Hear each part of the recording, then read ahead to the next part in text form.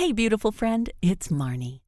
Today, we are going to be rolling up our sleeves, slipping on those metaphorical gardening gloves, and we're going to have a real heart-to-heart about the people in our lives. Today, we're going to be talking about a concept I like to call weeding your garden. And no, I won't be giving you tips on what to plant next to your tomatoes. Not today, anyway. We're going to be talking about your personal garden, the one made up of your relationships, your friendships, connections, the people you choose to have in your life, and the people who you allow to have a place there. Now, here's the thing. As women in midlife, we're already carrying a full, very heavy watering can. Teenagers, grown kids, aging parents, and our own changing bodies, not to mention the endless list of people who need something from us. And it's a lot. Sometimes we look up and realize that the garden of our life has gotten, well, overgrown, messy, choked with vines that we didn't even know were there. This happened to me probably about a decade ago. I was just in the process of getting a divorce, and my husband and I had actually come to a place where we just really felt that we had come to the end of the road together. We loved each other dearly, but we just had really different ideas of what the next chapter of our life was going to look like, and we weren't really going in the same direction. So we lovingly made a choice to part ways, and with that came a whole lot of other things. And for me, I knew it was going to be a start of a new chapter, and I really felt quite clear that I wanted to step into this new place with a bit of a fresh start. I wanted to really have a look at all of the relationships in my life and decide what was serving me, what wasn't serving me, what was working, and what made me joyful and happy. And I wanted to move into a better, more intentional version of me. So I really took stock of all of my relationships.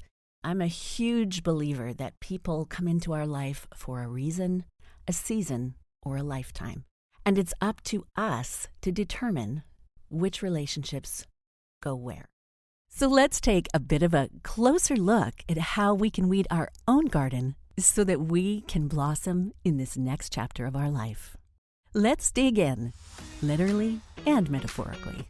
Welcome to this episode of Life is Delicious. I'm your host, Marnie Martin, a multi-passionate entrepreneur, a best-selling author, a voiceover artist, and a hot midlife mama, literally.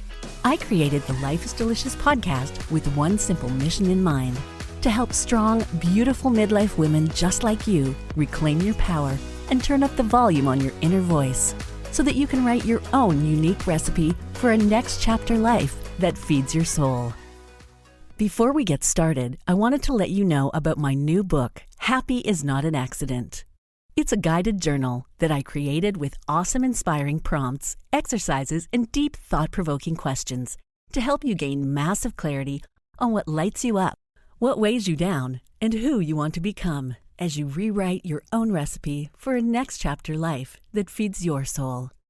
You can get your copy at lifeisdelicious.ca/bookshelf. That's lifeisdelicious.ca/bookshelf. Okay, so let's start with the good stuff. The flowers. These are the people who make you feel seen. The ones who cheer you on. They're the ones that text just to say thinking of you. The people who bring light into your life without demanding that you shrink to make room for them. These are your peonies, your sunflowers, your roses, whatever your favorite flower is. And you know what? We have to nurture them. Talk to them, and specifically give them your time. Not out of guilt or habit, but because they grow with you. They make you better, and let's face it, life is just more beautiful when they're around. In midlife, we learn that energy is a sacred thing, and these are the people in your life that are worthy of your energy. If we really stop to think about it, it's not really hard to decide who are our beautiful flowers in our garden. You also are a flower, so you want other people who are going to nurture you, encourage you to bloom in the best way possible. Now let's talk about those weeds. You know who I'm talking about. The energy vampires, the chronic complainers, the people who only call when they want something. Or worse, the ones that leave you depleted after every conversation. And sometimes they are family, sometimes they are coworkers, and sometimes they are friends. And maybe they're high maintenance, or maybe they're just subtly dismissive. Weeds aren't always loud. Sometimes they're sneaky. They wrap themselves around your confidence and tug you down slowly, and you don't even notice that they're there until you're doubting yourself and your self-worth is on the line.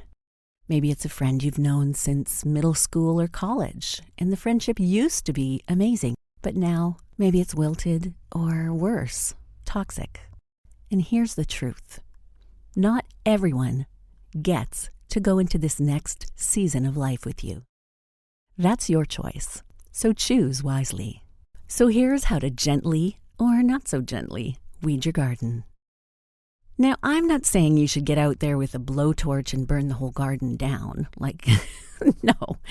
But, of course, it's time to start pulling. And some of the best ways that you can do that is by setting boundaries. Be kind, but firm. Maybe you say, I can't talk right now, or I'm not available for that, or I'm focusing on myself today. Whatever that is for you, make sure that you limit your exposure to them. You don't have to announce it. You don't have to do anything drastic or create a lot of drama around it. Just fade the water supply a little bit. Weeds don't thrive without your time and energy. So just pull back and protect your heart and look after your needs. And sometimes we feel that if we do things like that for ourselves, that makes us selfish. But being a little bit selfish and protecting your energy, the only way to make sure that your garden thrives. So once you've done some weeding, take a little step back. Breathe in the new space. Feel the lightness of it. I know for me, when I actually moved to a new community and I didn't know anyone, and what was really amazing from having already weeded my garden before I moved, I had all kinds of space for new, beautiful people to come into my life. So for you, now that you've made some space, plant with intention. Seek out some new friendships. Join that book club.